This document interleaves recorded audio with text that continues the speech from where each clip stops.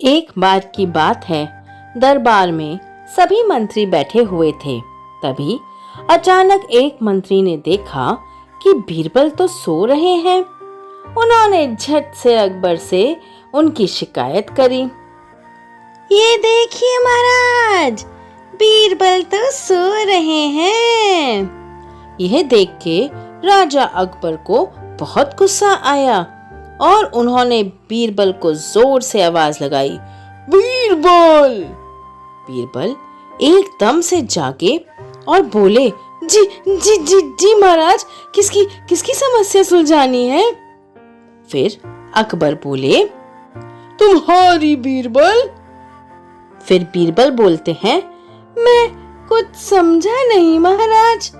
तब अकबर बोले कि कुछ समझाने के लिए आंखें खुली भी तो होनी चाहिए। बीरबल ने कहा, समझने के लिए जरूरी नहीं कि आंखें खुली हो महाराज। अकबर को और गुस्सा आया और बोले, अच्छा तो ऐसी बात है, तो फिर ऐसा करो कि सूरज ढलने से पहले ये पता लगाओ कि हमारे राज्य में कितने अंधे लोग हैं। हमें ये सूची आज शाम तक ही चाहिए। और अगर तुम ये नहीं बता सके तो अपना ये सुस्त चेहरा हमें 3 महीने तक मत दिखाना। यह सुनकर बीरबल ने हाथ जोड़ के कहा, आपका हुक्म सर आंखों पे महाराज, और वहां से चले गए। इस बार बीरबल काफी परेशान थे और रास्ते में चलते चलते वह एक बूढ़ी महिला से टकरा गए। महिला बोली, देख के नहीं चल सकते क्या? ये मेरी तरह अंधे हो? यह सुन बीरबल की दिमाग की बत्ती जल पड़ी और क्षमा मांगकर वहां से चल पड़े। उसके बाद बीरबल एक मोची की दुकान पे गए और बोले, रामू, क्या तुम मुझे थोड़ी देर के लिए अपनी दुकान संभालने दे सकते हो क्या? रामू यह सुन आश्चर्यचकित हो गया और बोला, राजा बीरबल, आपकी तो दरबार में अच्छी खासी नौकरी है, आप मेरे पेट पे लात क्यों मार रहे हो? यह सुन बीरबल हंस पड़े और रामू को पूरी बात बताई। फिर मोची ने सारी बात समझी और बीरबल की बात मानकर वहां से चला गया। फिर बीरबल ने कागज और कलम लिया और मोची की जगह बैठ गए। फिर क्या था, वहां बाजार में सब लोग बहुत आश्चर्यचकित हो गए कि राजा बीरबल एक मोची का काम कर रहे हैं, और इसी जिज्ञासा के कारण वो बीरबल के पास आते और पूछते, यह आप क्या कर रहे हैं बीरबल? तभी बीरबल ने कागज लिया और लिखा, अंधों की सूची, और उस पे पहला आदमी का नाम लिख दिया और बोले, दिख नहीं रहा क्या?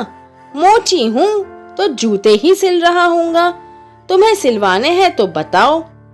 यह सुनकर आदमी चौंक गया और वहां से चला गया। थोड़ी देर में और 2 लोग वहां आए और बोले, ये क्या कर रहे हो बीरबल? फिर बीरबल ने उन दोनों का नाम भी अंधों की सूची में लिख दिया। ऐसा बहुत देर तक चलता रहा और शाम होते होते सूची बहुत लंबी हो गई। फिर थोड़ी देर में राजा अकबर और उनके मंत्री वहां आ गए और बीरबल को देख के चौंक गए। फिर एक मंत्री हंस के बीरबल से बोला, क्यों राजा बीरबल, तुम तो डर गए, इसीलिए तुमने ये नया कारोबार शुरू कर लिया? ये क्या कर रहे हो? ये सब देखकर राजा अकबर अपने आप को रोक नहीं पाए और बोले, हमने तुम्हें अंधों की सूची बनाने को कहा था बीरबल, और तुम यहाँ क्या कर रहे हो? फिर बीरबल ने अपने माथे पे हाथ रखा और सूची में सबका नाम लिख दिया और खड़े होके बोले, महाराज, मैं आपकी ही आज्ञा का पालन कर रहा था। ये रही हमारे राज्य में रह रहे अंधों की सूची। वो कागज बीरबल ने राजा को दे दिया।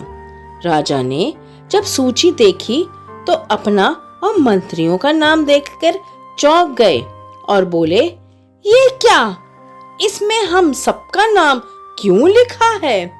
और हमारे राज्य में इतने अंधे लोग कैसे हो सकते हैं?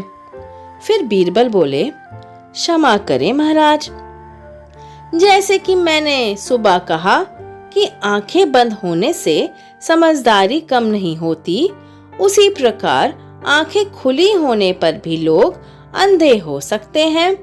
फिर अकबर बोलते हैं, तुम कहना क्या चाहते हो बीरबल? बीरबल बोले, साफ सी बात है महाराज, मैं यहाँ मोची का काम कर रहा हूँ, उसके बावजूद भी लोग मुझे आके पूछते रहे कि मैं ये क्या कर रहा हूँ। जब आंखें खुली होने पर भी लोग देख नहीं पा रहे कि मैं क्या कर रहा हूँ, तो साफ सी बात है महाराज, वो अकल के अंधे ही हुए ना। तो वो ही सूची मैंने आपको दी है, और अफसोस इसमें हमारे मंत्री जी और आपका नाम भी शामिल है। यह सुन के बादशाह को अपनी गलती का एहसास हो गया और उन्होंने मंत्री के सामने बीरबल की अक्लमंदी की बहुत तारीफ करी।